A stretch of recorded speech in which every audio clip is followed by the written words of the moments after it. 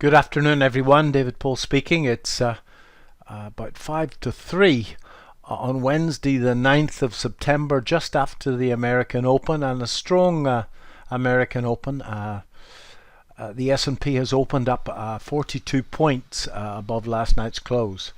Nevertheless, the trends on VectorVest are all still down, and I personally am going to give it another day. I think there's a good chance we'll see a bounce, but I think it's still too soon, and I think maybe tomorrow, towards the end of the week, we may get a bounce in the American markets. It's certainly very oversold.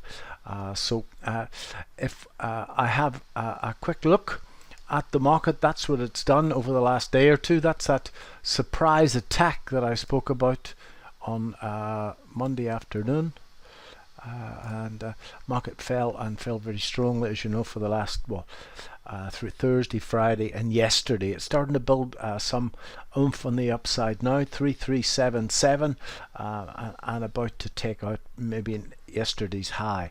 If we have a look at it on the overnight market, this is the overnight market, folks, on a 30-minute chart. This is the E-mini, and as you can see, the structure not particularly pleasing to my eye here, but this market is making rising bottoms here. It came back to that last old top, so we shall see. There could be a bounce. Still too early for me.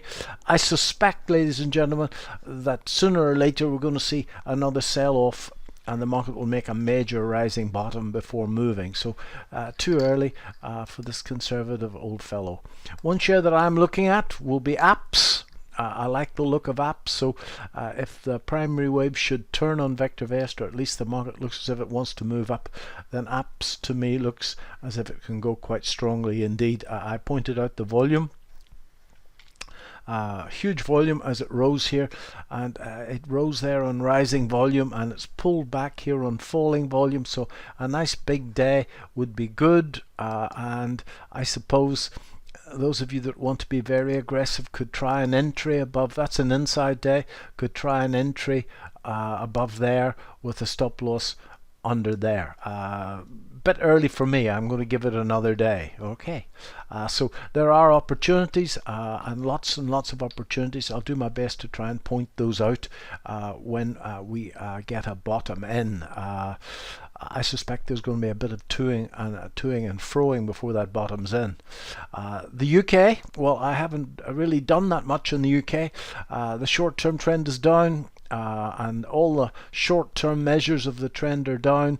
Our medium-term market timing system is down, and I forgot to actually mention that it's also down in the USA. That happened after last night's close. I haven't done anything. JD Sports has been great, and I'm sure many of you will have read those results yesterday.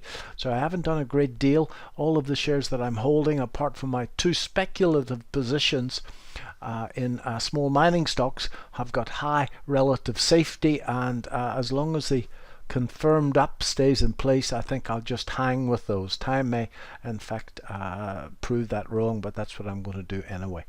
So what I really want to try and point out this afternoon is the developments in the gold market, folks, and this is bullion, and that's the gold price itself. And as you can see, there's a trend line that can be drawn here with a 1, 2, 3, 4, 5. This is the 6th touch. Now that's quite a trend line. It's doing its best to hold that trend line. Now this is gold, but we've had 3 doji candles in here at the trend line, and now it's doing its best to try and close above the highs of at least 2 of those. So this close today at 1946 plus above the highs of those would be very, very positive for the gold market. Now, where can the gold market go to from here? Goldman Sachs say it's going to 2300. That always worries me, because a number from Goldman's can frequently be the kiss of death for a position. But the 1.618 target on this would be 2206 from here, and clearly there's a channel running across here as well. I would expect those both to come together. So this is quite a time for a low risk what I mean by low risk, folks, is that the stop loss needs to be very, very low.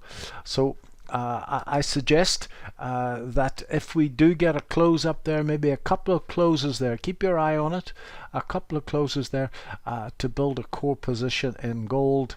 And just remember, folks, that gold is far from worry free. So if you are a conservative investor, you don't want to be going anywhere near it. But I think that polymetal, for example, looks as if it can go a long way in this, and it pays quite a good dividend as well, as do most of them.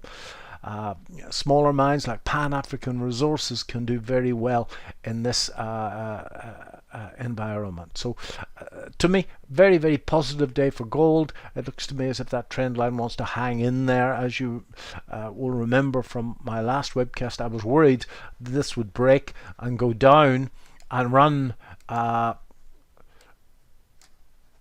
stop losses in here before moving.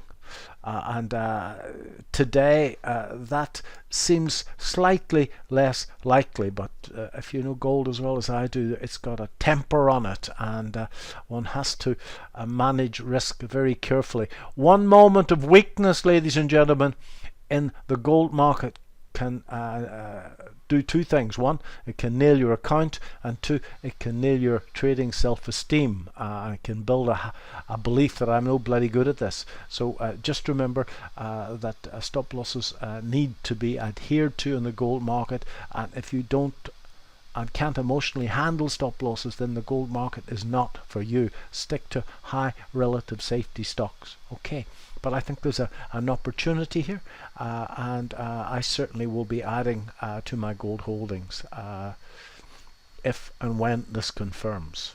So I hope you found that useful. I think in US spread bets, just do your best to bite your tongue, sit in your hands, let that bottom beat out. It may not be a bottom, but I would be surprised if we didn't get a strong 2 to 3 day move upwards. I could be wrong.